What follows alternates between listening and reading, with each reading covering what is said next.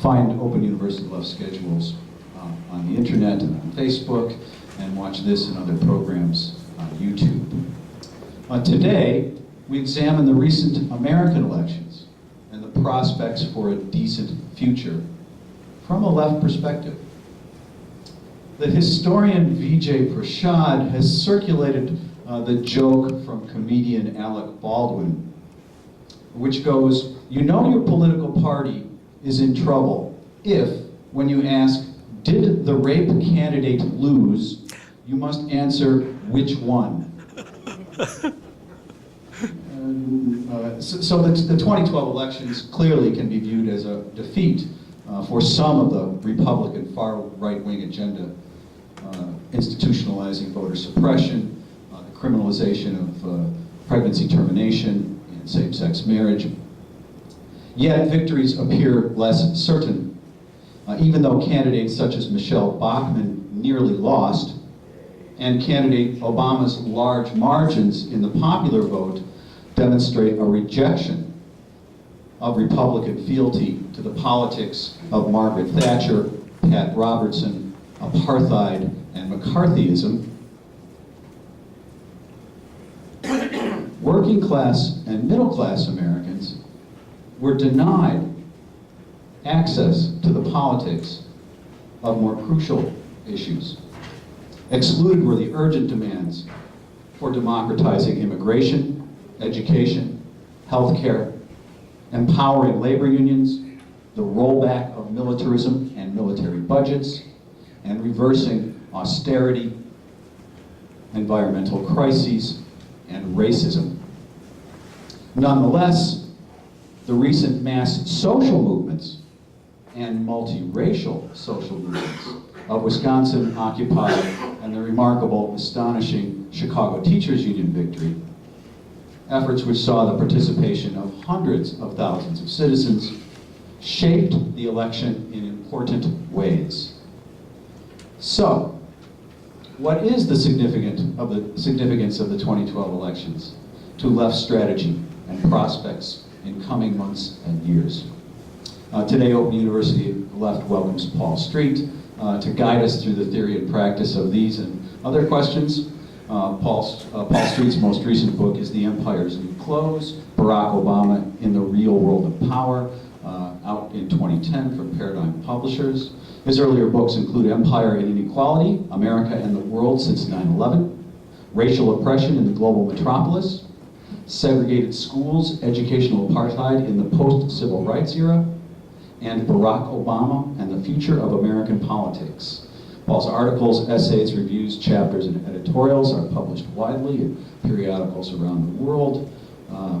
He served as Vice President for Research and Planning at the Chicago Urban League from 2000 to 2005, and is a visiting professor of U.S. History at Northern Illinois University in DeKalb. His forthcoming book, out next year, is called They Rule: How the 1% Dominates America and What We Can Do About It Before It's Too Late. Please welcome Paul Street. Thank you very much. I think I'll keep my jacket on. It's kind of cold in here, which reflects the era of... okay, yeah. I was just saying, I think I'll keep my jacket on. It's kind of cool in here, in accord with the bipartisan era of neoliberal austerity currently in hand. We could burn books. Right. I suppose a good place as any to start in assessing the last presidential election is with the president's re-election night speech down at Common Place. In that, pretty conservative oration in that speech, Barack Obama made some strong claims about why, to quote the president, elections matter. It's not small, the president said, it's big. It's important. When we make big decisions as a country, Obama declared, it stirs passions. These arguments we have, Obama added, are a mark of our liberty. We can never forget, the president proclaimed, that people in distant nations are risking their lives for a chance to argue about the issues that matter, the chance to cast their ballots like we did today. Obama apparently had a pretty positive assessment of the 2012 presidential in U.S. elections. International observers had a less sanguine take on the United States' latest quadrennial electoral extravaganza, to use one of my favorite of Noam Chomsky's phrases to describe our electoral process. And a detailed assessment released one day after the election, the Organization for Security and Cooperation in Europe, OSCE, found much that violated basic international norms on universal suffrage, one person, one vote, and proportionality in voting and representation. And by OSCE's very carefully researched and heavily documented observation, 50 million of 237 eligible voters were unregistered to vote. 237 million. 50 million of 237 eligible were unregistered to vote. 4.1 million citizens who are residents of U.S. territories were ineligible to vote. Nobody even thinks about them. 600,000 citizens who are residents of the District of Columbia could not vote for a congressman or a U.S. senator. 6 million U.S. semi-citizens were disenfranchised, the Europeans reported, by their possession of a felony record, including 2.6 million Americans who had already served their sentences. And this is something that really struck the Europeans. It's just absolutely bizarre, this notion that people who've done 2 or 3 years for a small drug bust can never, as is the case in many southern states, vote again in their life. The European monitors were disturbed that the presidential campaign, quote, focused on undecided voters in only a few closely contested states. You know, we really had a contested election, this time in 9 states. You know, in the last election it was 12, and the one before that was 16, and the one before that was 20. It just goes down every 4 years, the number of states that seem to actually matter. So you probably really didn't get all that much of a presidential contest in Illinois. I saw it in Iowa fairly constantly, you know, on television. This was thanks, of course, to the electoral college system, which awards the presidency not on the basis of the popular vote, but through an unrepresentative winner-take-all process that grants all of each state's electoral count to the candidate who polls a plurality in that state. Also bothersome, the OSCE found that third-party candidates, and this kind of freaked them out too, because it's not what they experienced in Europe. Third-party candidates, quote, received minimal attention from a corporate broadcast media that, quote, dedicated the greater part of their electoral coverage to non-substantive issues like daily opinion polls and the holding of campaign events at the expense of the substantive discussion of policy. And to make matters worse, the $6 billion 2012 elections were the most expensive to date in U.S. history and thus in world history. There are no limits, the European monitors reported, to campaign spending in the United States, including spending by corporations who are free under the 2010 Supreme Court Citizens United decision to make unlimited so-called independent expenditures for or against a candidate. No limit anymore since that decision, to the extent to which corporations can reach into their corporate treasuries as a corporation, not just individuals who happen to work at a corporation, but who work into the business profit loss treasury and invest unlimited sums in candidate campaigns. Much of the money spent on the election, the Europeans found, was exempt from disclosure requirements, raising transparency concerns. There were long queues of voters and shortages in polling station staff that caused delays in voting. A number of states, including the key battleground Ohio, wouldn't let the European observers in to monitor. And the competitiveness of contests in many congressional districts was very, very low, thanks to the role of partisan considerations in the drawing of House district boundaries at the state level. And the problems discovered by the Europeans helped explain why just 126 million voted. That's a comparatively low turnout rate of 57%. Hardly what one might expect from the self-declared homeland and headquarters of democracy. A big factor suppressing turnout was the campaign's striking failure to seriously address many of the most significant matters facing both the U.S. and the world, and indeed the human race in this century. Obama's nationally narcissistic election night rhetoric notwithstanding, Elections 2012 did a disgraceful job when it came to seriously discussing what the president called, quote unquote, the issues that matter. I have an essay at the very beginning of this issue of Z Magazine, the December Z Magazine, where I go through 8 key leading issues and assess the treatment they received in the campaign and the elections. I picked 1, climate change, anthropogenic global warming. 2, the continuing threat of nuclear war, which remains alive and well, according to the Bulletin of Atomic Scientists. 3, mass poverty, big problem in the U.S. where 1/6 of the population is at or below the federal government's notoriously inadequate poverty level, and where half the population is now officially low income. 4, economic inequality and its many terrible consequences, including its twin plutocracy, that is the government of the few over the many.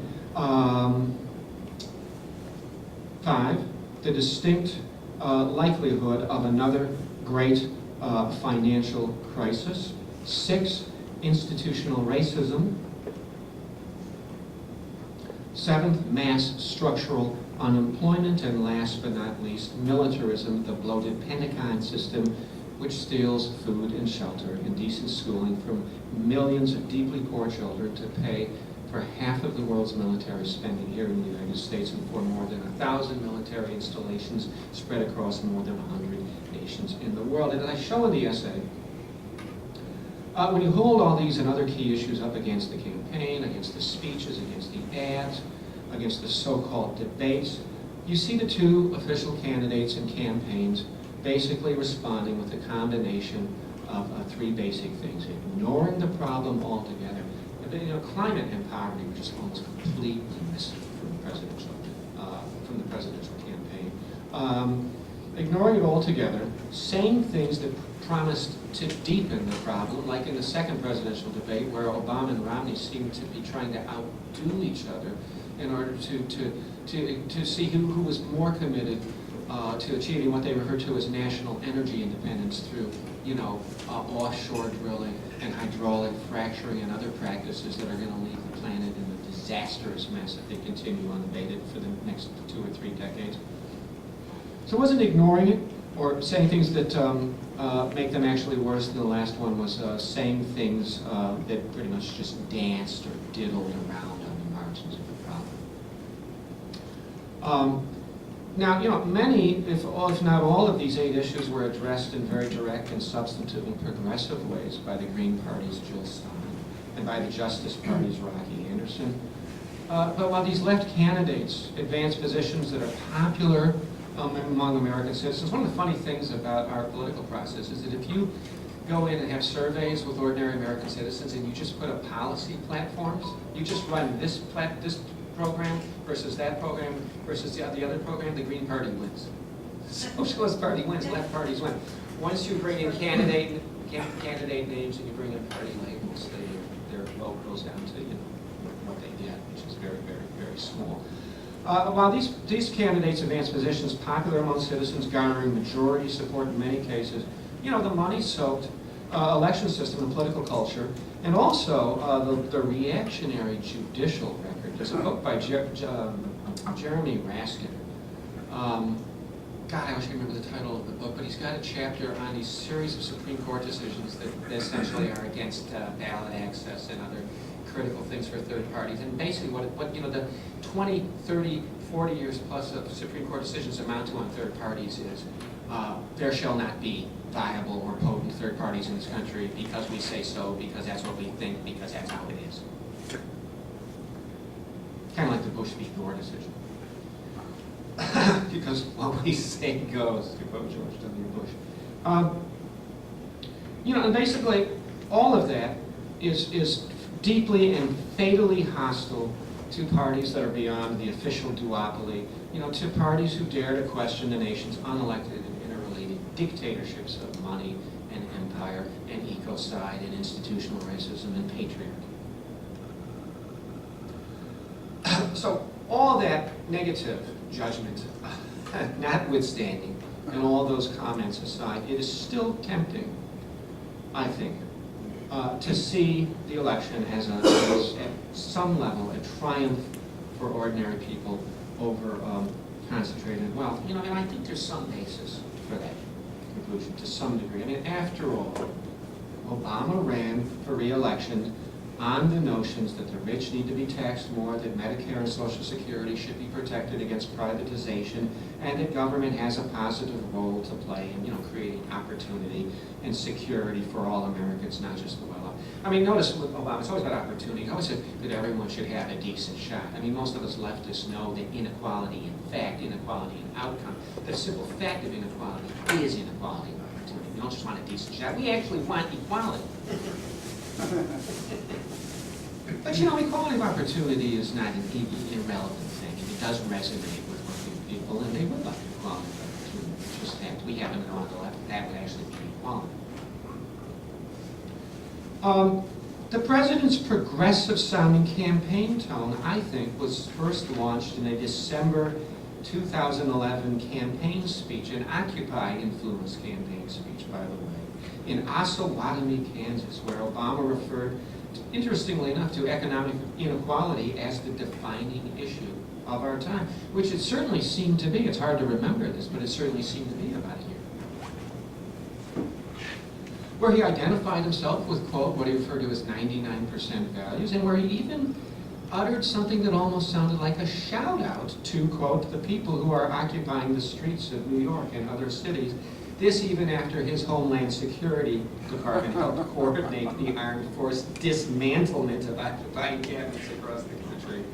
And by the way, when you ever hear any disgruntled sort of old new leftist bitch about occupying, it's just a ghost dance, it was a joke. Hey, they apparently felt compelled across this country, starting in New York, to invest some resources in smashing this thing and destroying it with some pretty high-tech repressive technology. So, you know, thanks in part to that kind of rhetoric and to his related success, which was not very tough to do, I mean, let's be honest, right, in portraying Mitt Romney as the out-of-touch personification and agent of the 1%, exit polls show that Obama won 63% of votes from households that received less than $30,000 in income in 2011. And he got 60% of the votes from households that received less than $50,000. It's not irrelevant. The president's success with non-affluent voters is not a small matter in a savagely unequal nation, where, as I said, a sixth of the population is officially poor, a third of the population is near poor, that is up to 150% of the poverty level, and half of the population, the Census Bureau reported last year, is officially low income, which is 200% of the poverty level. And, you know, and for his part, Romney, you know, I think seemed just like straight out of central casting, right? I mean, these Republicans, if they want to serve the 0.001%, they've got to quit running. You know, guys like George H.W. Bush, who's like amazed to see a grocery scanner in operation, or John McCain, who can't remember how many mansions he has, or of course, above all, Mitt Romney. He really was out of central casting when it came to helping Obama pose as a man of the people. And with Romney as its standard bearer, you know, the Wall Street elite really ran one of its own this time. And he pushed a radically, he really did, he pushed a radically regressive agenda calling, you know, for reduced regulation, taxes on the wealthy few in the business order. Besides advancing the privatization of Medicare and Social Security, Romney Ryan promised to drastically cut Medicaid, leaving 27 million poor Americans without health insurance, while handing the rich basically $5 trillion in tax deductions. But in the fine print, these were real things that were in their platform. And of course, Romney added insult to promised injury, consisting with his early campaign statement that it's not my job to worry about the poor. He was caught on video talking to a bunch of super wealthy donors in Boca Raton,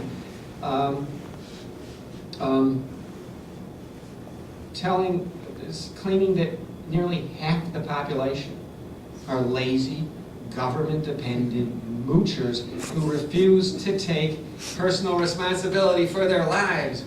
I was like, that That's us, and we are the 47%. That's not a good strategy, to denounce half of the population as a bunch of lazy government-dependent moochers who don't take personal responsibility for their lives. You know, and along the way, Romney outraised Obama by more than 3 to 1, 20 million to 6 million with the securities and investment industry, and by nearly 3 to 1, 52 million to 19 million with the finance, insurance, and real estate sector as a whole. And those numbers are mild because they're just what I can get from the Center for Responsive Politics that's based on contributions by individuals associated with, you know, firms like Goldman Sachs and J.P. Morgan and so forth. If you really got into it, it'd probably be worse if you got into the independent inspectors and a lot of the unaccountable stuff where there are limits at all. Now, these differences in tone and in funding led the global business journalist and corporate consort, Chrystia Freeland, who has a new book out called Plutocrats. All this led her to write about the supposed great defeat suffered by the wealthy elite at Obama's hands. Among the losers in the U.S., Chrystia Freeland wrote the day after the election, are the super rich, who spent unprecedented millions to evict Obama from the White House. The investing class, Chrystia said, turned sharply and vociferously against the president many of them had supported in 2008. On Tuesday night, she declared the plutocrats lost their shirts. I just sent an article to Z Magazine called The Plutocrats Kept Their Shirts. The election's outcome means, the esteemed liberal Harvard political scientist Jacob Hacker told Freeland, that your vote matters. If you can mobilize your votes, Hacker said, that's a pretty strong antidote to the role of money in politics. And I guess one question I have is how accurate is this happy liberal take on Obama's victory? I think, you know, Hacker's right at one level that Obama succeeded in mobilizing voters to counter Romney's Wall Street money advantage when it came to determining the election's outcome. There's no doubt about that. But Hacker seems to ignore the role of big corporate Wall Street money in draining the election of serious and policy content when it came to, you know, those 8 key issue areas I mentioned above. And at the same time, you know, Obama wouldn't have succeeded in mobilizing voters without himself drinking deeply at the big money campaign finance club. He raised and spent $947 million and attended more elite fundraisers than his 5 predecessor incumbent presidents combined. He'd already attended 200 elite fundraisers by May of this year. I don't know how many after, but I'm guessing probably at least 100 more.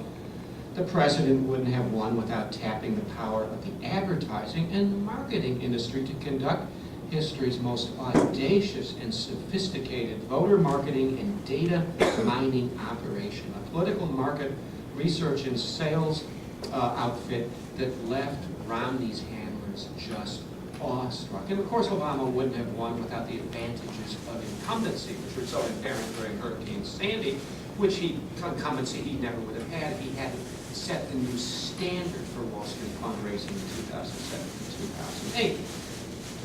And also, I want to say this before getting too hung up on campaign finance and how Romney got more money from Wall Street than Obama this time.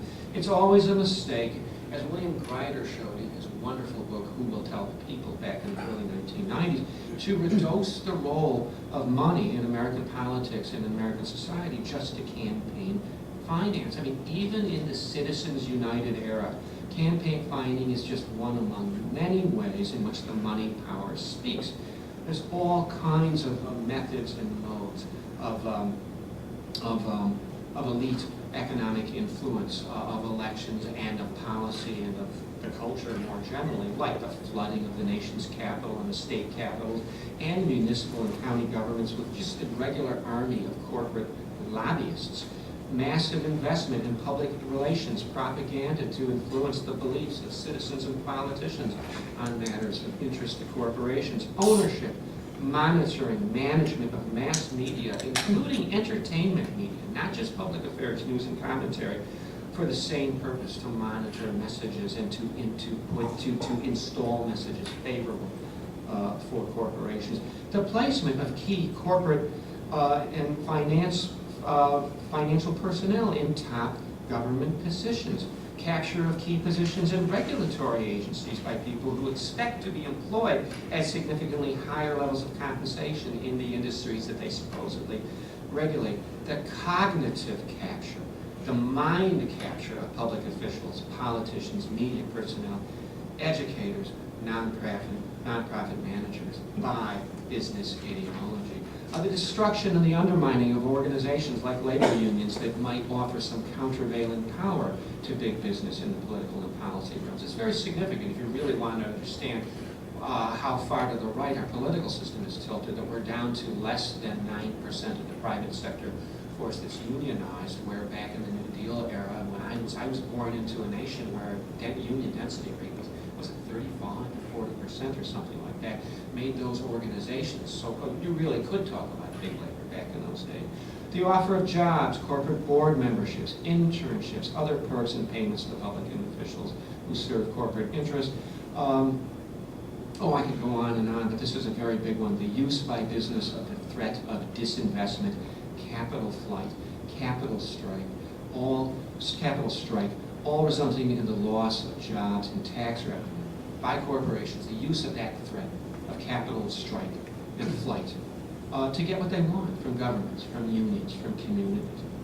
Listen to the following quote from Obama, speaking to the Senate Democrats in February of 2010. We've got, Obama told his fellow, what I call dismal, demobilizing, depressing dollar Dems, the dismal Dems, Doug Hamlin's phrase. We've got, Obama told the dismal Dems, to be the party of business, small business, large business, because they produce jobs.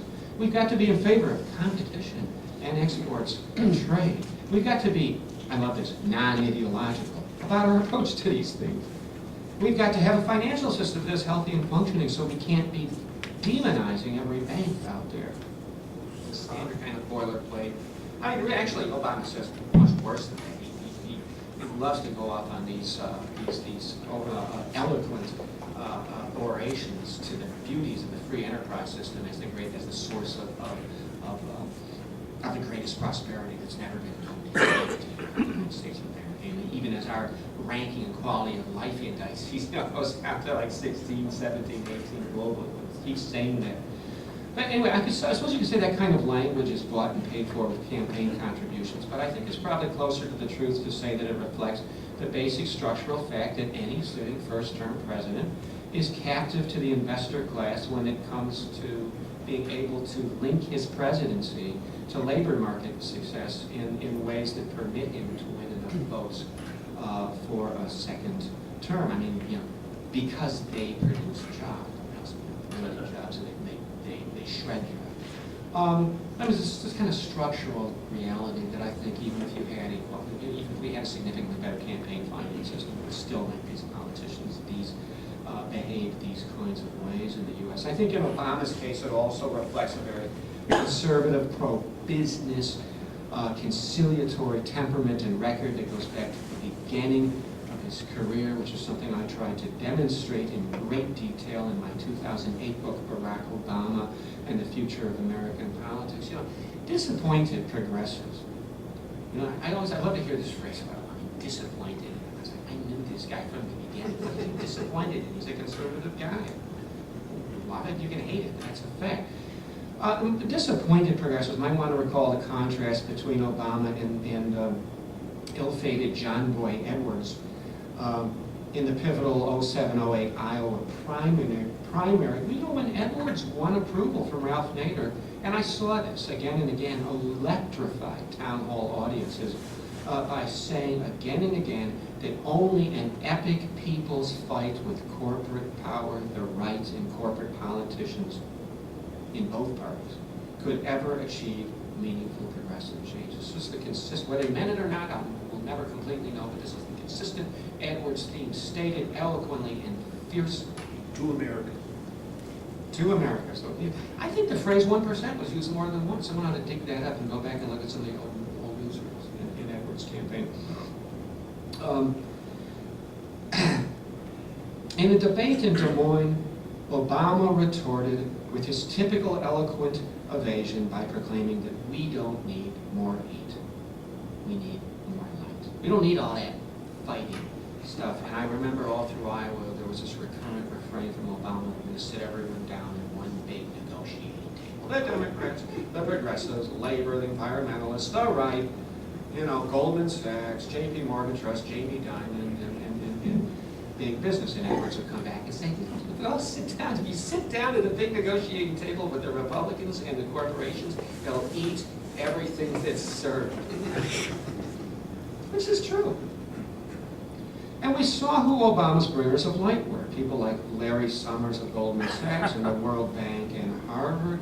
Larry Summers, right? Here's a guy put in charge of our economic policy who, as the president of the world, as the chief economist of the World Bank in the early 1990s, announced in a memo that Africa was underpolluted because people don't live that long there anyway. Timothy Geithner and Ben Bernanke of the Wall Street aristocracy, Republican Defense Secretary Robert Gates, remember him, and numerous other embodiments of Adam Smith's warning that, the architects of policy protect their own interests no matter how grievous the effect on others. And they are the architects of policy, Noam Chomsky observed in 2009, adding that Obama, I'm quoting Noam Chomsky, made sure to staff his economic team with advisors from the financial sector. And I, along with a whole bunch of others, like Doug Henwood at Left Business Observer, Glenn Ford at Black Agenda Report, in technically irrelevant left venues like ZNet and ZMag and Black Agenda Report and Socialist Worker and ISR and the crazy World Socialist website, which actually has some good content every once in a while, and Counterpunch. As we showed, Obama's retort to Edwards, calling for conciliation, deal-making, grand bargains, which is Obama's phrase, and he first used it in 2009, by the way, for grand bargains with Wall Street and the right. This pretty much set the tone for Obama's whole first term. His administration immediately became and remained a richly instructive tutorial on who really rules America beneath and beyond the charade of popular governance, and that is, of course, the wealthy few. And I won't go through the 85 different ways in which Obama served, what I call the unelected dictatorship of money, because I just wrote about it forever. But I did want to mention one I didn't know about, in which Tom Stoller brought up on Slate, was it, or Salon, in a piece before the election called The Progressive Case Against Obama, and I had not known about this particular gem of evidence proving just how reactionary Obama was. And it's actually before he was president. It's from the interim period in 2008 and after, when he was president-elect. Nancy Pelosi and Hank Paulson had already worked out a deal whereby the big Wall Street banks who had precipitated the collapse of the American global economy would not be able to get rapid release of TARP funds, a bailout fund, until they agreed to a significant write-down of mortgages in this country because of the millions of people who were underwater already because of the Wall Street shenanigans. The Republicans were ready to do this. Hank Paulson was ready to do this. Probably John McCain, who, by the way, was to the left of Obama in the 2008 campaign on housing policy. John McCain and Hillary Clinton wanted to resurrect old New Deal programs for the federal government to come in and buy people's underwater mortgages, and Obama was against. So Hank Paulson and Nancy Pelosi came to the Obama team in the interim period, and he turned it down because Timothy Geithner told him that it's not about helping homeowners, it's about creating a foam runway jet land, crash landing for Goldman Sachs and J.P. Morgan Trust. And I think all indications are for more of the same in the second term. During the long stretch of the campaign, as Obama hopped from one 30,000 a plate and up fundraiser to another. In my forthcoming book, I document a few cases where he was right in the same town as an Occupy movement was being, slashed, with, being smashed in particularly brutal kinds of ways, and Obama was just a few miles away, $38,000 a plate fundraiser. As he hopped from one of those types of fundraisers to another, he repeatedly boasted that he had reduced discretionary non-defense federal spending to its lowest level since the Eisenhower era. As if that was a good thing to link yourself when in the middle of an economic crisis that was consigning more than 1 million children to life at less and offered half the poverty level. We have Obama's originally off-the-record, subsequently released comments to the Des Moines Register editorial board last October. It'll be messy, Obama said, it'll be unpleasant, but I'm confident we can get the equivalent of the grand bargain I've been offering to the Republicans for a long time, which is $2.50 worth of cuts for every dollar in spending. And that we'll work to reduce the costs of our health care programs. Obama's comment, right? Boasting of how we're going to have more spending cuts than revenue. It was off record because it was likely to agitate the president's progressive base, which is adamantly opposed to any reductions in Medicare or Medicaid or Social Security, and which rightly believes that mass unemployment, not the deficit, is the nation's leading economic problem right now. There's all kinds of interesting issue-based election day polls, which shows that the great majority of the people, I think we're even getting now to where majorities of Republicans are thinking to some extent in these kinds of ways. In a conference call with Democratic Party activists 1 week exactly after election night, Obama foreshadowed his intent to give away a lot to the rich and to the right in his forthcoming showdown with the Republican House. And right now we're in the middle of this whole posturing period where everyone's pumping out their chests, and he's trying to sound particularly progressive, which is all just part of the the grand bargain mating ritual.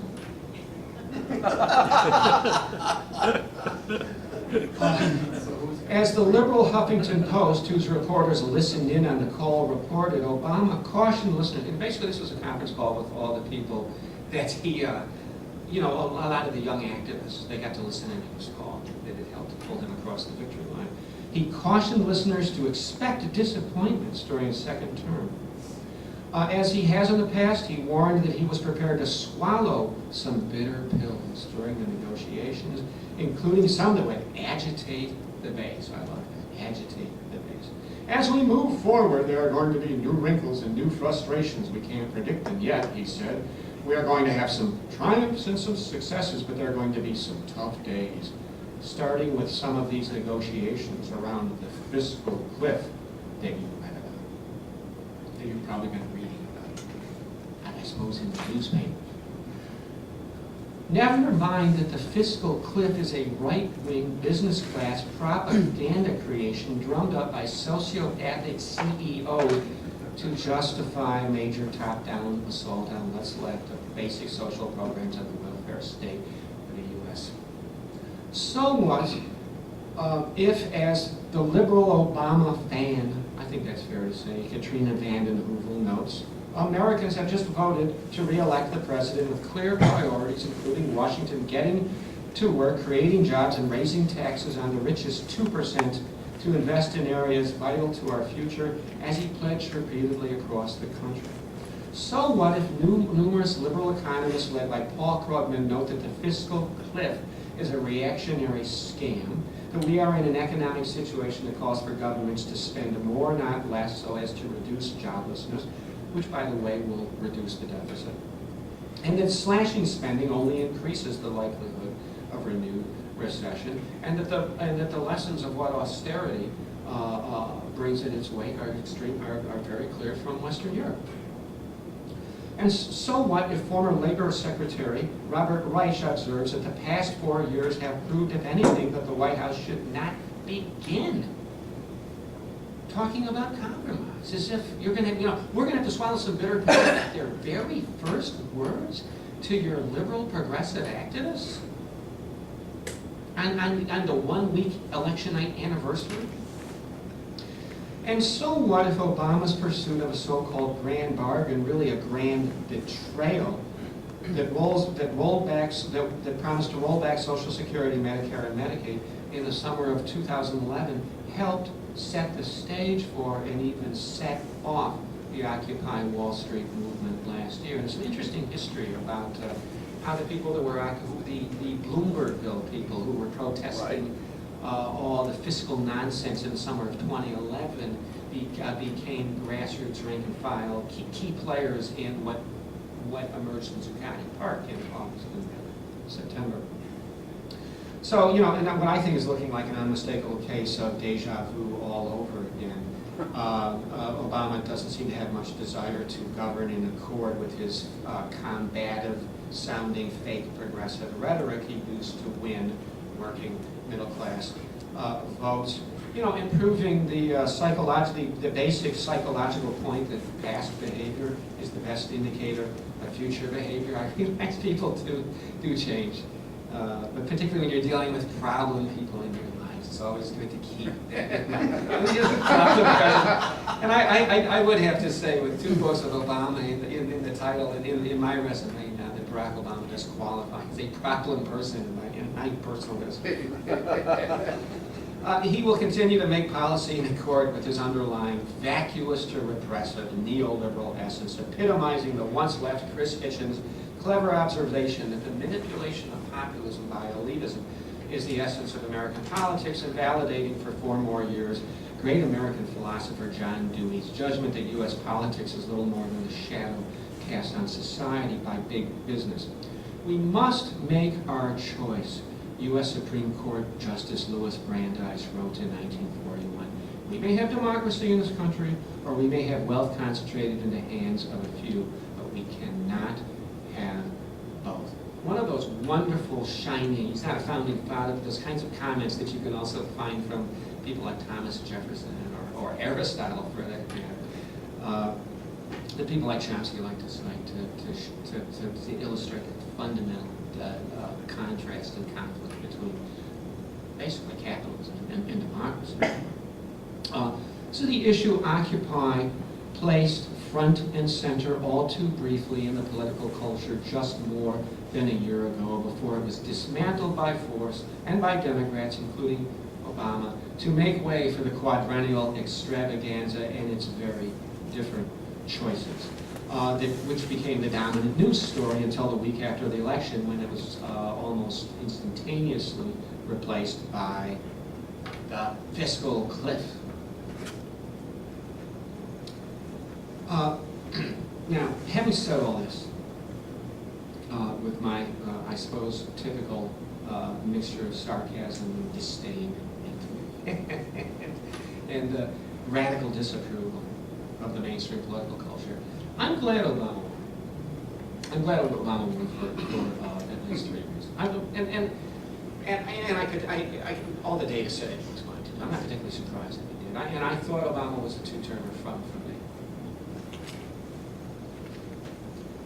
You know, first I'm glad because the election of Romney and Ryan, I think, would have meant a significant escalation of the ongoing catastrophe for, you know, vulnerable, low-income, and ordinary people, and for a livable ecology at home and abroad. And I agree with Noam Chomsky that what seemed like small differences, maybe to some radical, or you know, some intellectuals, maybe some organizers, are not small in concentrated power systems, and particularly when you're dealing with vulnerable people. I mean, a lot of us in the middle class might have the luxury of referring to what seem like small differences in unemployment benefits or food stamp benefits.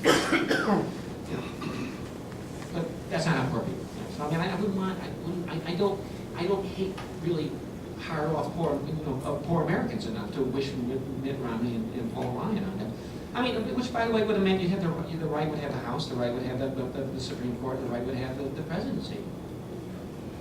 You know, and then the dismal Dems, I don't want to call them the left, would have the Senate, and so they can't be the Senate. You know, and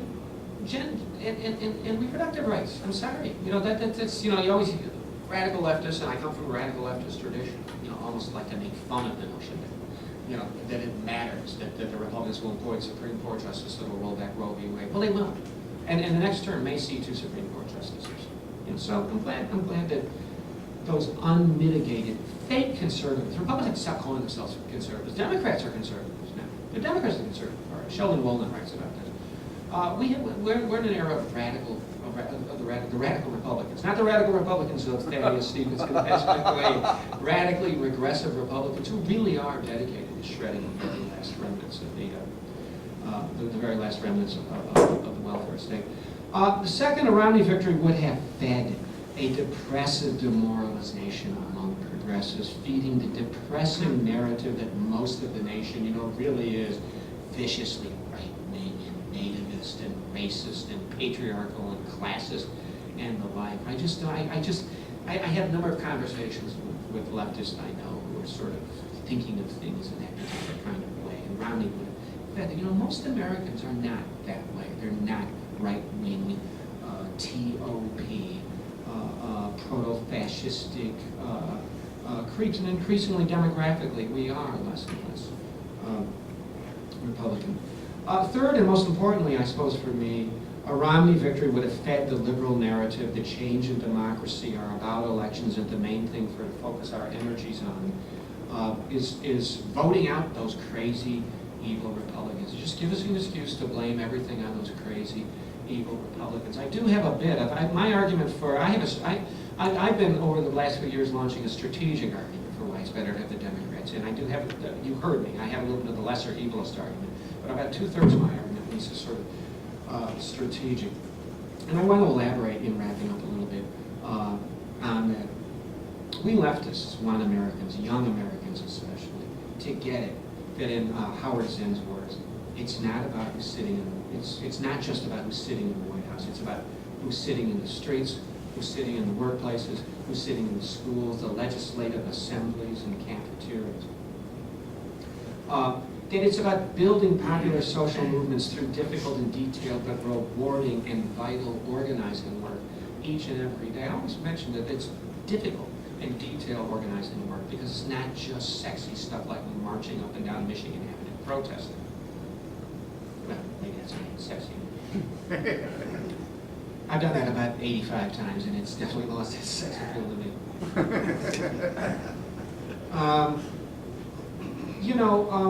That it's, that whatever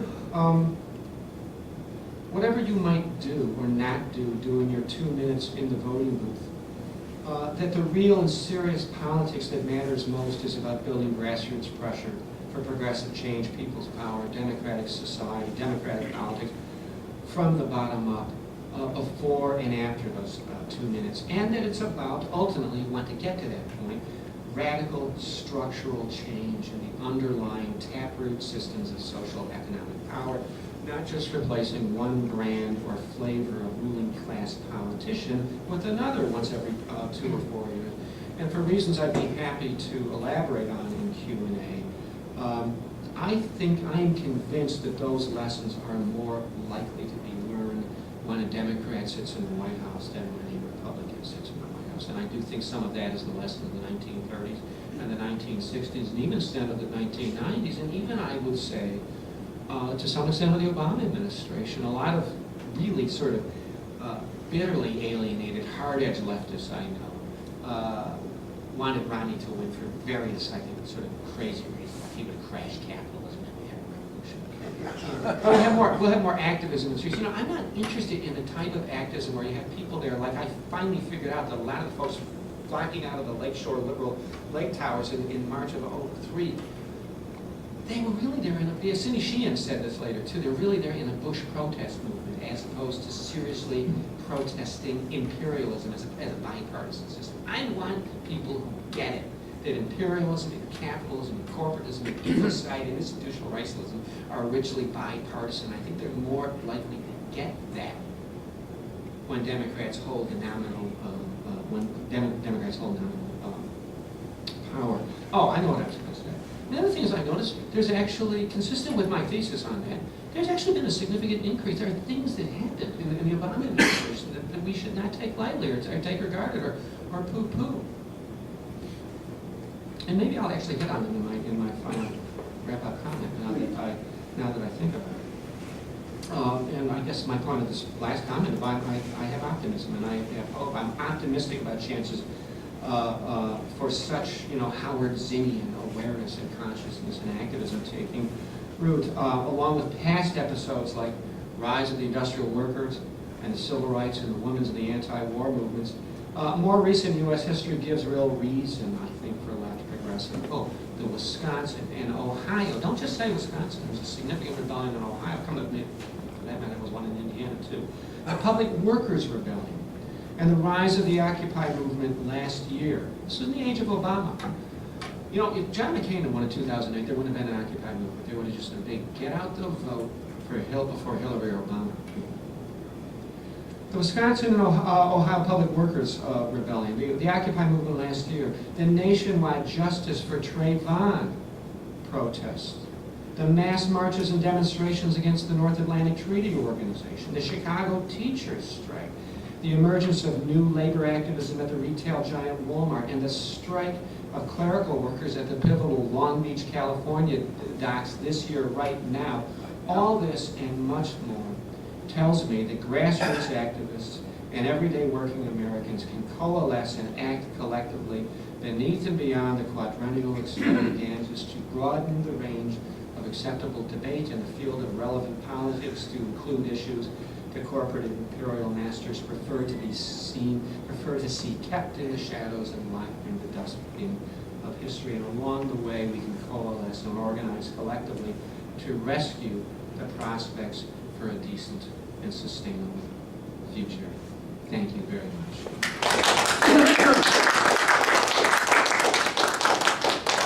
And I gave short shrift to the question of why Obama about that and anything else. You want to turn the microphone on over there. Like all questions, please address them from the microphone because we're going to try to put this online. Hi, Kim. Hey, Paul. As usual, a nice analysis. Thank you. But one not radically different from one after 2008. You could have said much Yeah. same way. The big question that I have that we've got to face, and I'd like you to address it. There's one. I'll make a question, and then after you respond, I'll comment again after others have spoken. But the big question is, all right, if things are as bad as you say, why has the left been so incredibly inept? That's one option. I wish it were that simple. But why no, seriously. Madison was not led by the left. The NATO march here was somewhat, but not, the guts of it really wasn't. I would argue much of the Occupy wasn't led by the so-called traditional left. The left, supposedly, which has all this knowledge and experience, and including in myself and those of us in the room, probably a lot of us in the room, still haven't been able to really influence things in a way, say, like our theories or whatever would suggest. If we see the world so clearly, how come we haven't been able to convince everybody else? Well, we've got so many disadvantages when it comes to influencing other else. I think part of it's the price of history is there's a cumulative aspect to the weakness of the left. I mean, there's a weakness of the left that goes back for decades and indeed even for centuries. So we're always seem to be picking up a new institution, trying to build. There's less history to build on than there is in Europe, even than there is in Latin America. I mean, I think that's part of it. I agree on inept. I am one of, I think, many left intellectuals who probably got overexcited about Occupy and over willing to overlook some of its faults. I bit my tongue, I think, to some degree. And I, in retrospect, don't know what would have been so terrible about saying a few more things. I understood the reluctance at first in that shiny media moment to identify themselves, you know, 2 or 3 concrete demands. But I think it would have been useful instead of just bitching about it, I think a lot of left intellectuals should have gone to Occupy movements and tried to mentor or communicate or advance some of the very specific policy things they were for. Well, I knew, I couldn't believe, and I was out in Iowa City, and most of the sort of somewhat sympathetic university types wouldn't even go, wouldn't even try it. They But just it's called it not Yahoo. half of the New York left was down there doing the mic checks. Yeah, Rick Wolf was in there and Rick talking. Wolf was their friend. But And was what would have there- been so terrible about talking about, something elementary like a financial transactions tax? I mean, I think to me, the most pressing and obvious demand for what a left agenda ought to be right now is just crystal clear. And, in retrospect, I wish I had just gone and made this case again and again. And it is that we have to hit the mass structural unemployment crisis and the ecological crisis and the environmental crisis, which is largely about climate change, at one and the same time by demanding. A lot of these kids were talking about college student loans, they can't find jobs. We need to demand socially useful and necessary and environmentally essential work, and be advancing mass job programs. And, it's just there's this reluctance to talk about things in those big and policy-related kinds of ways. I think in Madison, there's an interesting contrast between Madison and between Wisconsin and Ohio. The Madison thing was sparked more than I think we like to admit by those 14 senators who created that moment of opportunity by leaving the state, and it never quite fell out of a captive orbit where mainstream electoral politics was in charge. And I will never forget the day on March 12th, the final last big rally in Madison, as I was up there, and one of the Fab 14 got up and everybody obeyed. He said, it's now time to take down your protest posters and pick up your election clipboards. And they engaged in this just absolutely fundamental mistake of dismantling the social movement and turning it into a candidate-centered campaign, which really couldn't win, by the way, because they didn't have a candidate. Recalling a governor is a very difficult and unusual thing to do. If you read this this is called not doing your homework, but if you read the fine print of the recall law in Wisconsin, it left Scott Walker free to just raise millions of dollars out of state, and he just got on the phone and started doing a tour and visited Koch brothers, and he got all this kind of dough. He had all kinds of financial advantages. But recalling a governor is a little bit kind of like impeaching him. It's different than just beating him in this next election. The burden of proof of why he ought to go is much higher when you intervene between the normal staggered elections. And then they ended up going with this guy, Tommy Barrett, who got the crap kicked out of him the first time. It was just kind of Scott Walker's whipping boy. And it all just kind of died out in that particular kind of way. It got caught up in candidate-centered politics. What's interesting, why I say it's interesting in Ohio, is they had a mechanism there where they have a referendum process in that state where you could just challenge a policy per se. You could have policy-specific politics instead of candidate-centered politics without all the money that's involved in that. And I suspect if they had that avenue in Wisconsin, I don't think they have policy-specific referendums in Wisconsin. I bet you his particular legislation that sparked the whole thing, which is basically getting rid of collective bargaining rights for public sector workers union, I bet they could have defeated that in a policy referendum. But to go down that path, and all that money that was poured into that, can you imagine just a fraction of the money that went into the Recall Walker campaign going into rebuilding grassroots infrastructure for rank and file unionism, worker centered, and rehabilitating labor's image, which was another problem.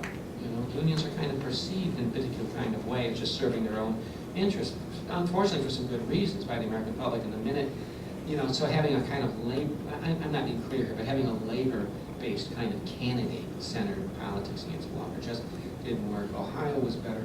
What I liked, when I saw some brains and what I thought was really good strategic, was the Chicago Acacia strike. They played the dominant electoral political system instead of getting played by it. They exercised some political bargaining power in the middle of the election cycle. They held the Democrats' feet to the fire a little bit. And that public relations problem that labor has, where it's not always perceived as part of the community, they prepared their whole Strike in Advance with a whole outreach campaign showing the relationship between the interests of trade unionist teachers and local neighborhoods and kids and communities. They prepared that work, and when they got to that point that they won enough and to go any further, and they probably would have had their kids kicked in, they realized they had another battle looming over the horizon, which is going on now, which is about fighting the privatization of schools. And they said, we got as much as we could get. And they fought over something very interesting too. Well, I don't want to go into details, Chicago teachers strike. And they recharged their batteries for that next battle. So I think there were some signs of intelligence there, but I think we've been so marginal and so weak for so long that it's hard to learn lessons, and to build that theory in practice. I don't know if that makes any sense with what you're talking. To a certain extent, what strikes me, and it was, although I know that your politics are much broader than this, you limited it in the talk today. I think one of the things that's been really striking me very strongly is how the left refuses to deal with the global aspect of U.S. power, with basically the empire. We are afraid to talk about that. And if we only can, I would argue that if we only confine ourselves to domestic stuff and do not specifically take on the empire, we lose. We have given it up right there. It's that clear to me. For example, right now in this fiscal cliff stuff, the one thing that is not being mentioned at all is cutting the military. Not at all. I mean, the New York Times has done everything it could to keep from mentioning it.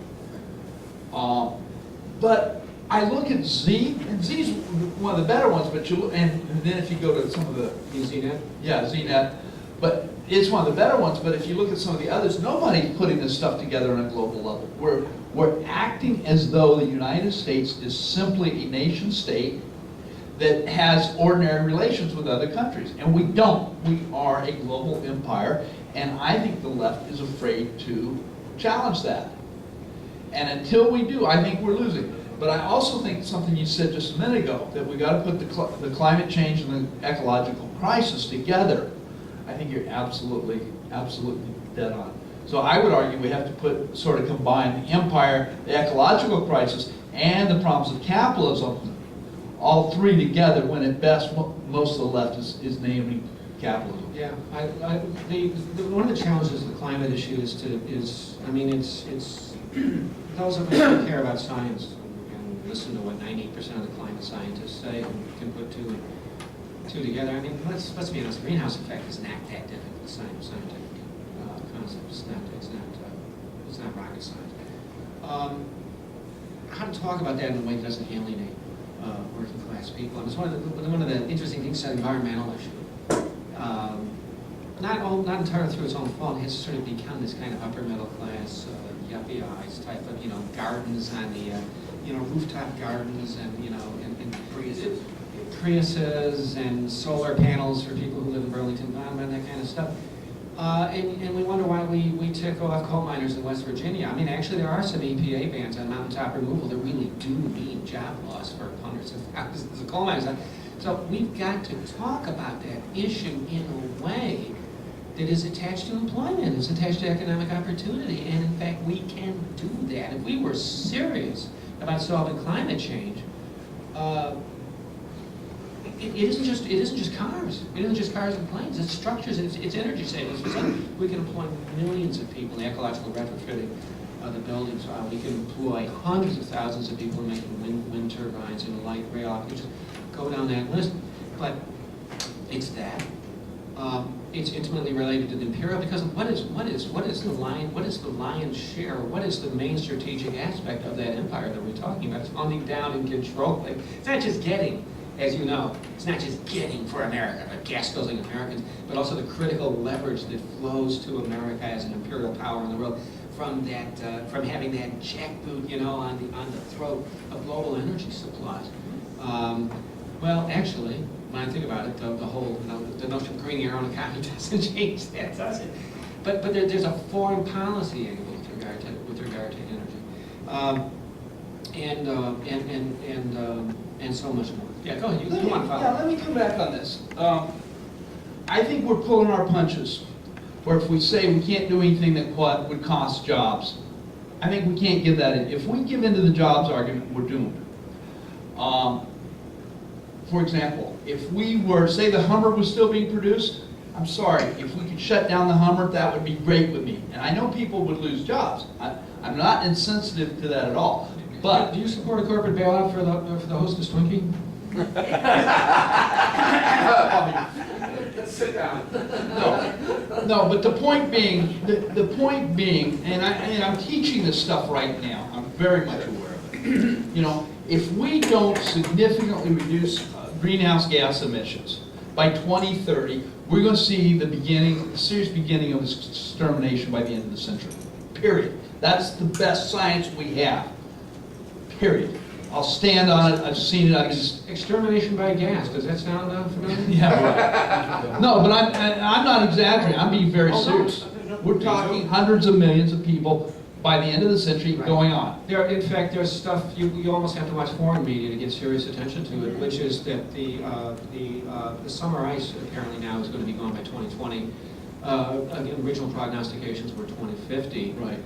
And it appears that global warming is I mean, we have no business anymore talking about it as a problem for our grandchildren. Right. It's happening now. I think Dramatically. Sandra has begun to initiate some change on this. Yeah, I think you're right, Bill. Yeah. But, you know, the part of the thing is that our economic system here and around the world is killing us. Right. And we're going to have to address that. And yes, there's going to be job loss. There is no way on God's green earth. There can't be. And Not if we- green anymore. Yeah. But the point being is if we say we can't do anything that might lead to job loss, we've lost the argument. We lose the argument, we die. It's that simple. Now, hold on, give me a second. I see you want to come back with me, which is fine. But the point being is that if we don't address this issue, human and plant and animal, a lot of plants are going to be exterminated literally beginning early next century. Period. And thank you for mentioning other species too. We always like, a species is doomed. Whole life is doomed. Right. Yeah. You know, and so, but we've got to also have ways to take care of people. Now, for example, if you cut the so-called defense budget, really the war machine, by 90%, you would have money to support workers who've lost their job, whether at Twinkie or at Hummer or at the coal companies, et cetera.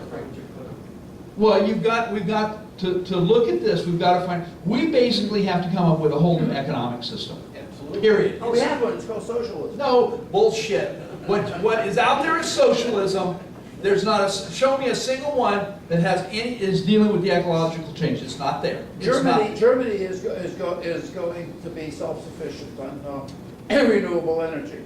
That's part of it, and that's a step forward. But that's not socialism. Not far. No, but No, it's not. I'll take my turn. Okay, we haven't dealt with this. These are things that we've got to deal with. We, as far as the left, have got to, if nothing else, we've got to be able to give a hard-headed look and say, look, folks, we don't know if the human race will survive. We may have polluted it beyond survival already. But one thing we know for sure is that the big boys and girls aren't going to save us.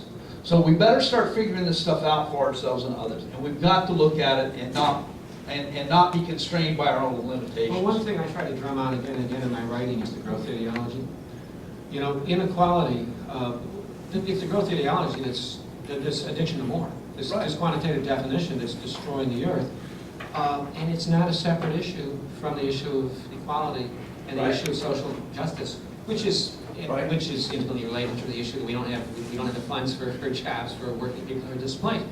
Because growth has always been Western capitalism's sort of fake, illusory answer to complaints about unemployment and to complaints about inequality. It's just that... Or poverty. Yeah, or poverty. It's not just the United States. This is basically what capitalism has promised and to some extent delivered on, particularly after World War II. And it's their, you know, the rising tide lifts all boats, right? And so the people on the leaky dinghies and the rowboats that are leaking aren't supposed to care about the yachts and all that. Well, we got a rising tide now. You know, that growth ideology has carried itself literally looking north. And it's killing us. And we need to talk honestly about the limits of more as quantitative in terms of its dividend for human happiness, too.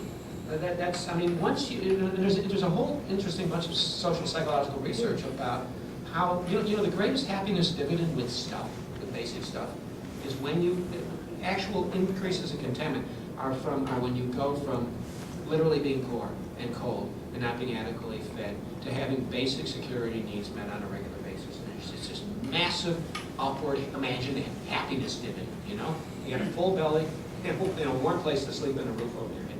And then it just diminishes further and further after that. And that issue, in turn, of getting people to understand that having more stuff doesn't create more happiness is intimately related, if Thorstein Veblen was right, back to the issue of the 1% and the aristocracy and the elite, because he argued, and numerous researchers like Robert Frank and others have talked about how that attachment to more starts at the elite level with the aping of the conspicuous consumption, of the 0.01%, which filters down to the 1%, down to the 10%, down to the 20%. That makes any sense? So the critique of more can be intimately related to the critique of class. That's been true for 500 years. It's been true forever. Longer than. Longer than forever. So thanks, Paul. That was really, I agree with you on all of your points, particularly about the reactionary features of American political culture. But I strongly agree with you at the end of your talk on the role of activism and grassroots momentums. And here I disagree with or I think differently from the last commentator. I think there is a left. And I think you're right. The Chicago Teachers Union is the example. The warehouse workers are the example. The Walmart workers. The McDonald's people who walked out earlier this week, who did so not just against their own, not just against their employers, but in most cases also at odds with their own leadership. And as you know, the teachers union. There is no McDonald's don't have leadership. Is there? No. And as you know, the teachers union was a 2-year organizing effort. And at the end of it, it was, if you open the Chicago Tribune, it was, which vision of Chicago public schools do you agree with? The CTU vision or the school board vision? That's how strong the organization was in terms of not just within the teachers, but its links with the community. All the polls showed that a majority of Chicagoans supported the teachers, not the school board, and certainly not the mayor. And I think that's what the left means. So my question is, and I greatly enjoyed your talk. My question is, though,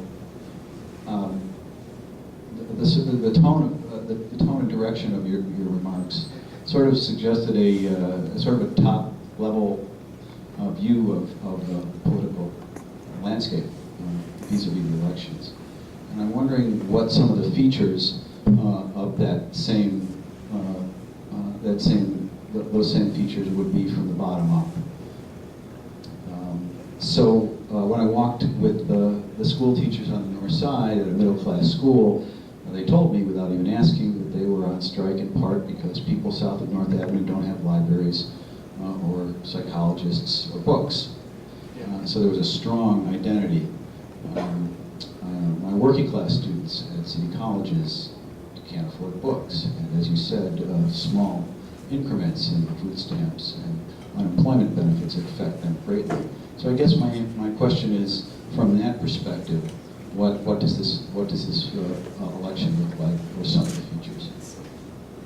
Well, I want to say one thing on the one thing I liked a lot about the Chicago thing. I remember there was this key moment in Chicago when the strike was breaking out, and there was just this kind of infantile thing that something calling itself Occupy was doing in front of the Obama headquarters, where people were burning their voter registration cards, which is just deeply insulting at various kinds of levels. It was just incredibly silly. And I was reminded of something that John Samban Matsu, who was this Marxist philosopher out of some school in the Northeast, he talks about this dichotomy between expressivism on one hand and being strategic on the other hand. Just too much of the left. Maybe this relates to the question of ineptitude. There just seems to be too much emphasis on expressing one's own over-the-top alienation. I mean, I guess it was burning your voter registration card, a perfect example of it. I remember during the Iraq War, I used to get invited every once in a while to speak at anti-war meetings by youth groups, and I'd show up somewhere downtown, and just blaring heavy metal music and displaying tattoos that were really extreme and egregious, and just engaging in this kind of behaviors almost seemed guaranteed to alienate anybody, certainly an office worker, working class people, as opposed to actually doing the difficult and detailed work. He said it took 2 years to prepare that strike. I always saw one of the promises of Obama from the bottom up. I don't want to poo-poo the progressive hopes that people have that they infuse in with the campaign.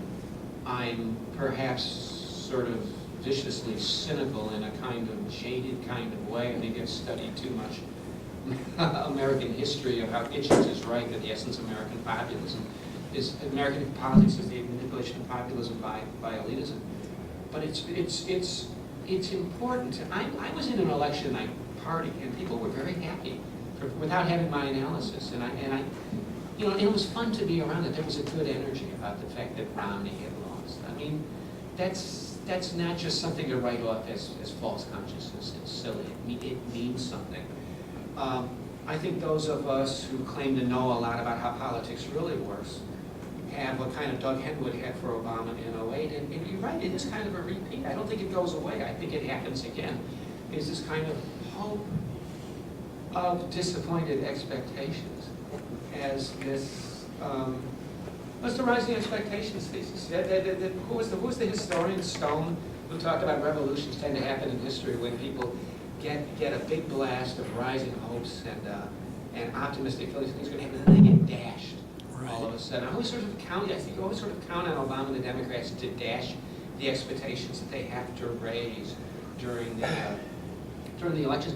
When you think about it, it's kind of a little kind of living on embodiment of the process of the bourgeois revolutions, right? In the 18th and the 19th century, I suppose in the 17th century in England, where the ascendant bourgeoisie had to mobilize the people in order to overthrow the old ruling class. But they don't, and then when the feudal aristocracy is overthrown, the message is, okay, you can all go home now. You know, we're going to replace monarchy with bourgeois rule. They don't want to. In some ways, that's the underlying historical dialectic that creates the left. And I think we sort of reenact that every 4 years to some extent with these elections.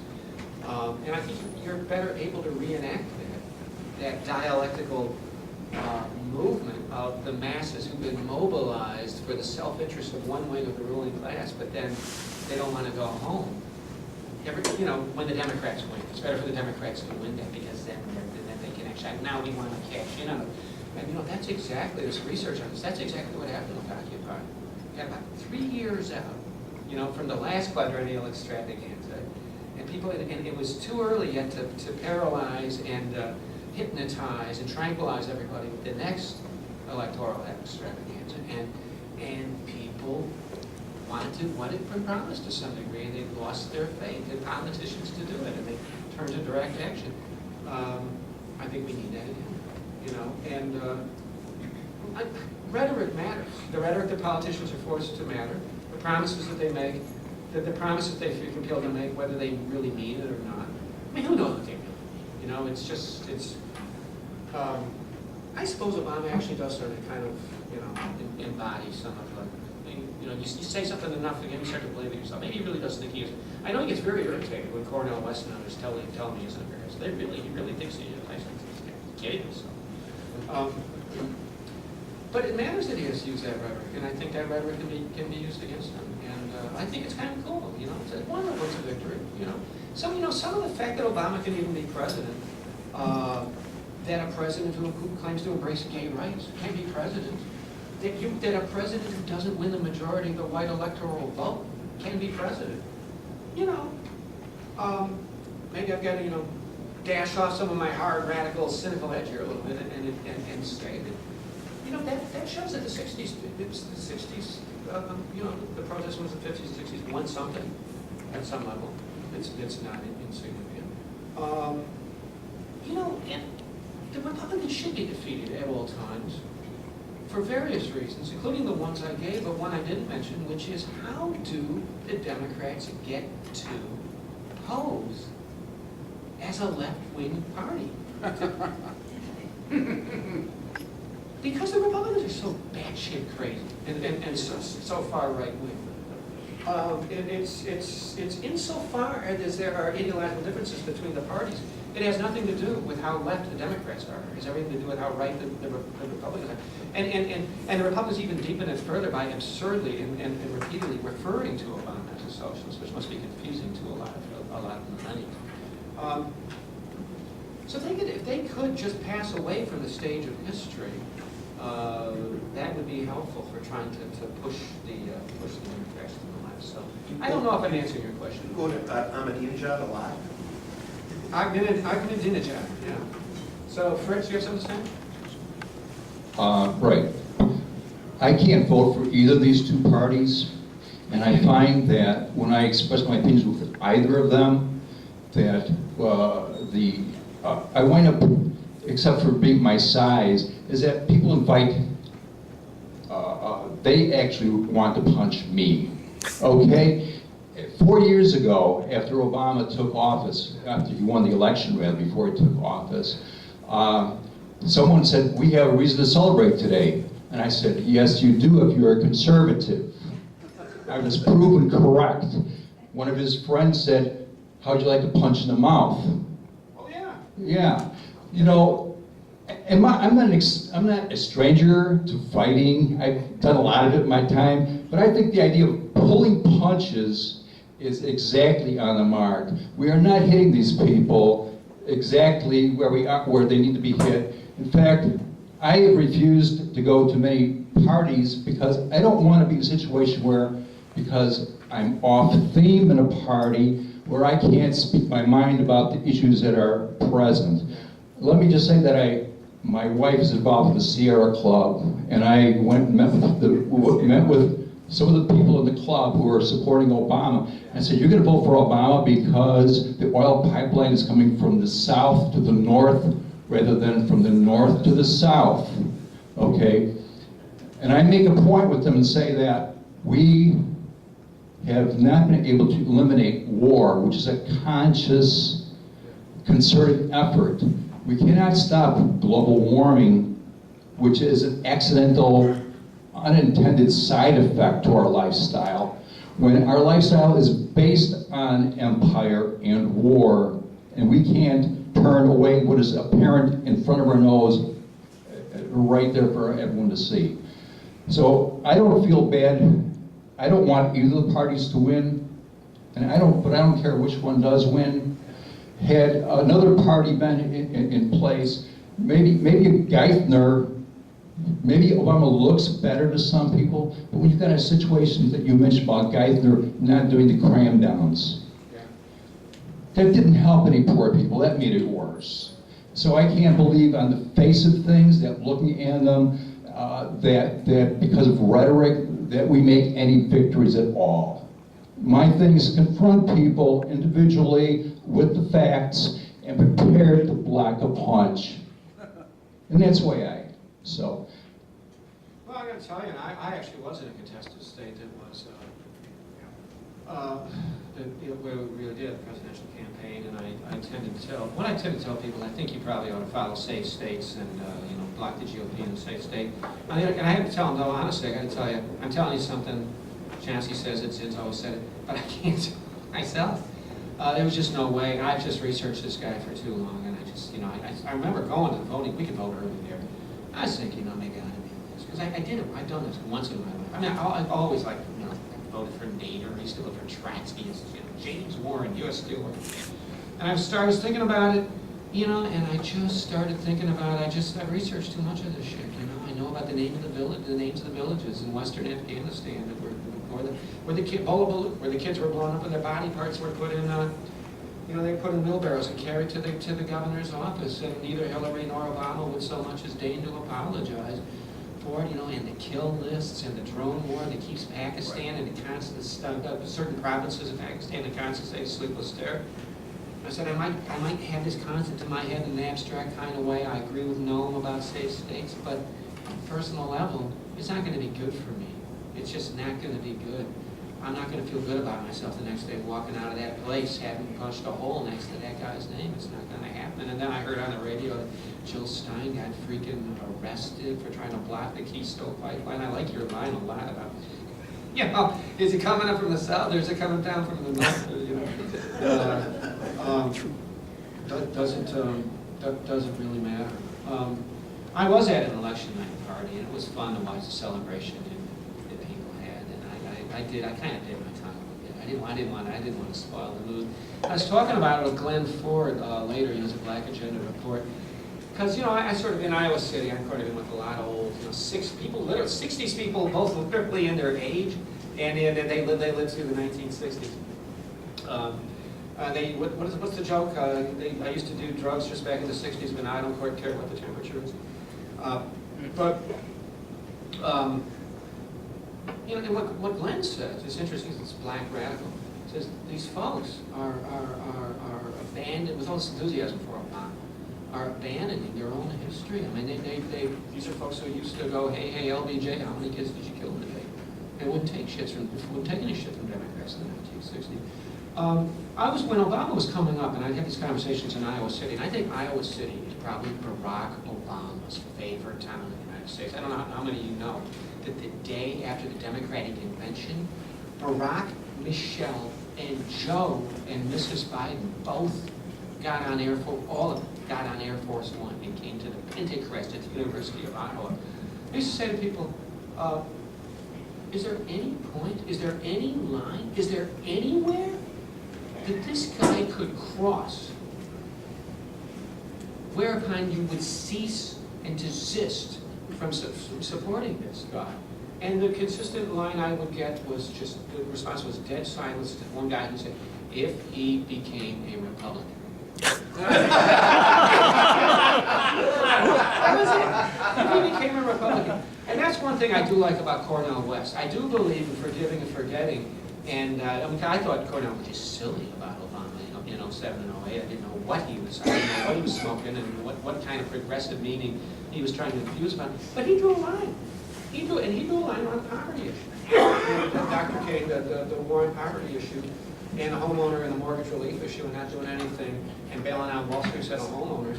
And Cornel West, I think, somewhat courageously, it started last year. At some point, I saw him speak at the Left Forum, and he just got more strident and more strident. He just refused to be shut up. I think some of it has to do with the dynamics of Black America too, which is like there's this kind of all get on board around the head in politics, and then when you deign to criticize, it's just like everybody comes to Tavis Smiley. What's happening to Tavis Smiley and Cornel West? It's just this big smash down. And he went running for other allies, like people like that. I welcome him. I think it's very cool. Yes, thank you for your talk. I really don't have anything nice or constructive to say, and I don't have a question. When you, I might first of all, I got to tell you, I got through a few rock and circles myself. you mentioned, you know, this very strange emotional Stockholm syndrome reaction that we get. And I hate to say, you know, that's where you identify. Just so that's where you identify with your character. Exactly. We both know, you know, when you talk about, you know, since the end of forever, the job of the government has been to get the enslaved to love the enslavers. So I don't, as important as Gramscian analysis is, I think there's an emotional component to why we get these reactions. That's not as strictly political as what you can read in Marx or even in Gramsci, but that's beside the point. You know, sometimes when I'm listening to radical, quote unquote radical radio, like WZRD, which is no longer radical, And you get these, pardon me, new age speakers who say that, we need a total change of consciousness, and they're not talking about Marxist consciousness, they're talking about Eastern philosophy type consciousness. I hate to say, as much as I can't stand that sort of thing, I do have to say that, when you talk about the kind of change that Kim is talking about, that's going to be necessary to save us from our own climate disaster, I hate to say that they have a sort of point, because the change in society goes far beyond, like I say, the political and economic changes that a lot of us have studied in radical politics. Up to this point, I can prove, in my mind, rather quickly, that climate change is going to murder us all, and there's really no chance of, unless we're talking about building a revision and restructuring of the world economy on every level, there's really little chance of saving ourselves. I think that the simple argument historically is, and again, I'm just showing off here, I'm not helping at all. If you ask the question, how did the liberal democracies of the 30s greet fascism? Well, they hemmed and hawed, and they had get-togethers, and they wrote treaties, and when lines were crossed, they didn't do anything, and they appeased, and they just sort of sat around and talked about it until they were invaded, and the regimes were overthrown. And if you look at how the democracies of today are meeting climate change, well, they get together for conferences and they set limits which aren't paid attention to, and they Right now, right? right. And they hem and haw, and as the sea level rises, and people are distracted by this, that, and the other thing. And also, when you look at the raw data, the energy companies, which, as a simple aside, back in the 70s, the energy corporations started investing in mineral rights, so that when all the carbon's gone, we still have to come to them for all the important minerals, et cetera, underground. So it's people who cynically sit around and say, oh gee, I can't wait for all the carbon to be gone, because then that's going to be the end of the oil companies. They're slightly short-sighted, but the analysis is pretty simple, that the amount of carbon in the ground that's on the books, that's part of the projection, that's not only owned by the energy companies, but is on the books as projected to be extracted and processed and sold, is something like 5 times what is it, 5 times what's been put out already, and it's actually against the law, according to these new treaties, if these energy companies don't extract these assets of their own and sell them and have us burn them. These companies can be sued for not being good to their investors. So there's no question in my mind that we can get caught up in extremely small arguments that are going to look even smaller when it comes to the death of the planet and the end of nature. I also wanted to say that your mentioning of Thorstein Veblen, it's a little more digestible to people, I find, spreading around and quoting, God, what's with my mind?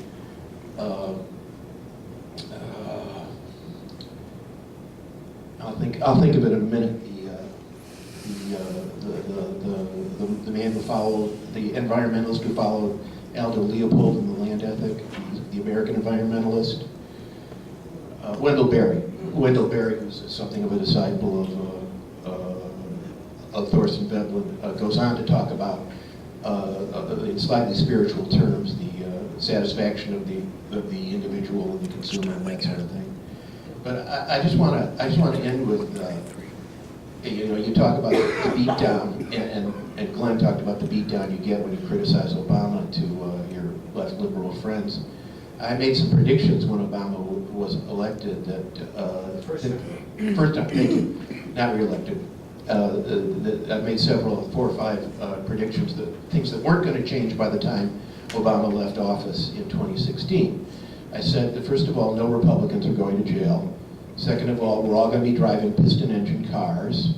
Third of all, there's not going to be an economic recovery. And fourth of all, Americans are going to be dying in Iraq and Afghanistan still, maybe in smaller numbers.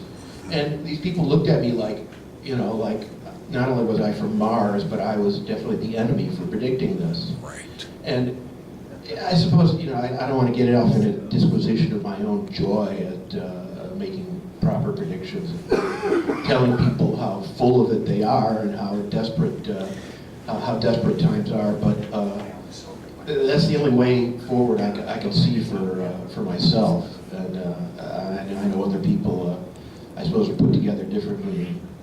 All I can say is good for them, because without going into the specifics of Catch-22, if everybody felt the way I did, then I guess I'd be a damn fool to think any differently. So I'll leave it at that.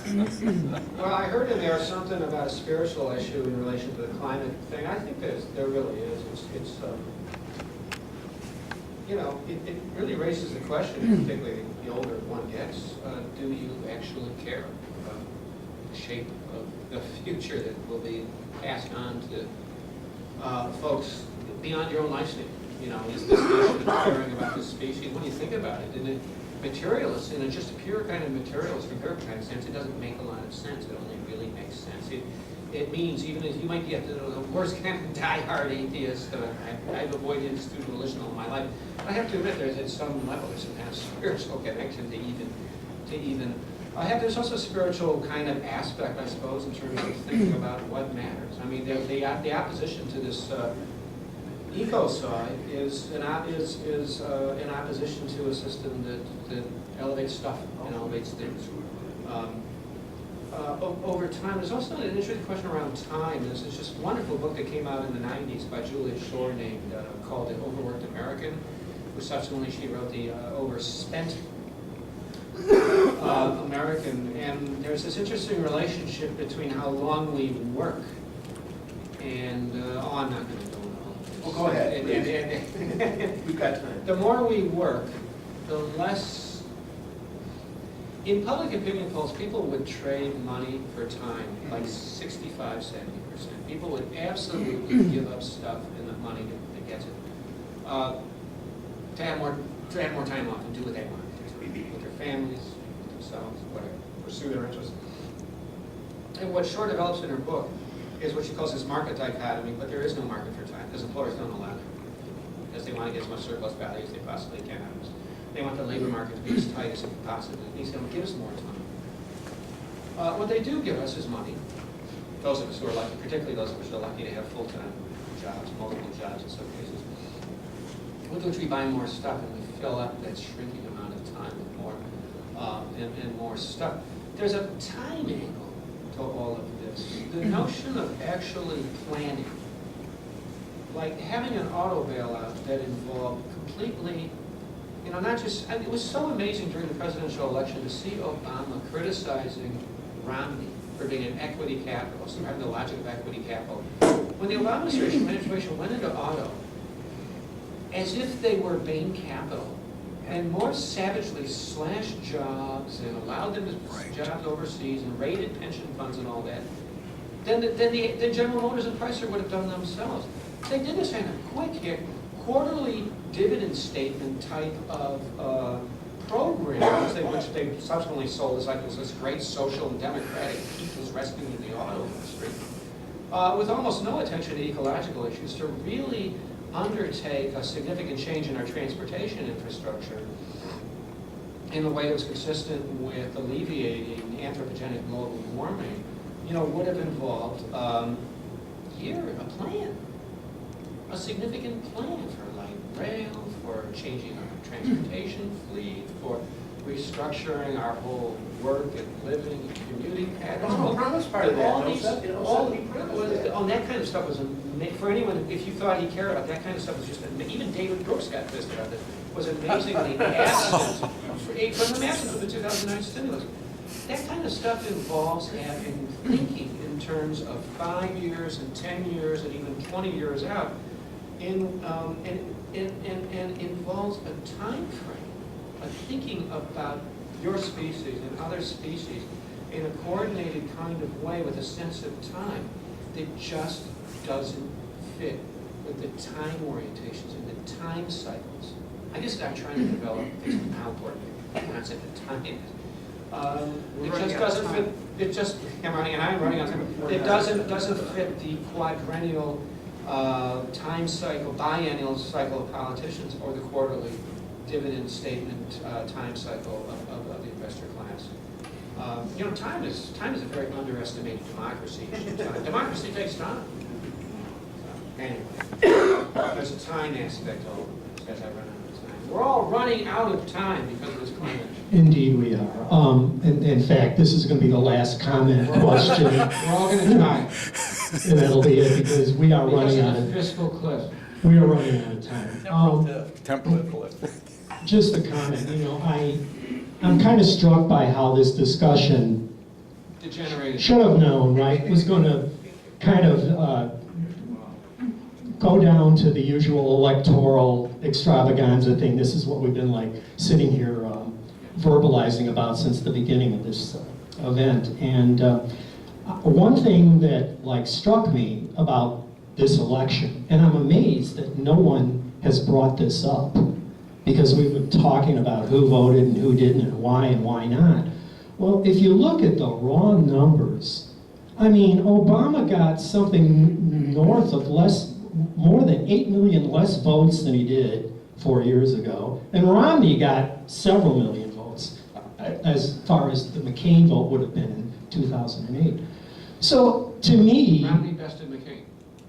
Well, yeah, the point I'm trying to make is that my takeaway from this most recent, debacle was that, because I didn't vote for either one of these clowns. To me, they're both just two different wings of the party of business. We've had this discussion many times before, but the point is that if we could have put it on the ballot, none of the above would have won this thing running away, quite honestly, because we know a sizable number of people don't vote. But the other side of this is that the actual numbers, from my perspective, Obama has been found out, if you will. You just have to look at his numbers in 2008 versus, he had 8 million plus less votes than he did 4 years ago. So where did those people go? Well, they didn't vote for Jill Stein because she got something south of less than 400,000 votes. So I guess where I'm going with all this is I'm going to turn a negative into a positive. My takeaway from all this is basically to say that, we're looking for an answer here, and somewhere down the line, somehow we might find it, figure it out. But the bottom line is that I think people more than ever, if you will, are alienated by this process, by what they see going on in this country. They've had it.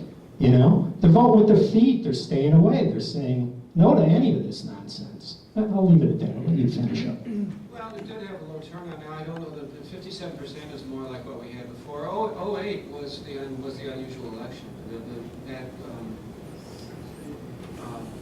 He had 61 million votes. He had 69 million plus votes. 08 was unusually high. A lot of people were really turned off by this thing. It's hard to know. The turnout was low, and the turnout was suppressed in part because of the hurricane, which kept the East Coast vote down. And the narrowing of the number of the states where there's even a contest at all. Insofar as you want to argue, the Chomsky line, the small differences matter, and that it's not infinitesimal between them. To the extent that it matters at all, it was only fought out in 9 states. Right. And I'm not even sure it was really fought out in Iowa all that much. I think Iowa's pretty much a blue state.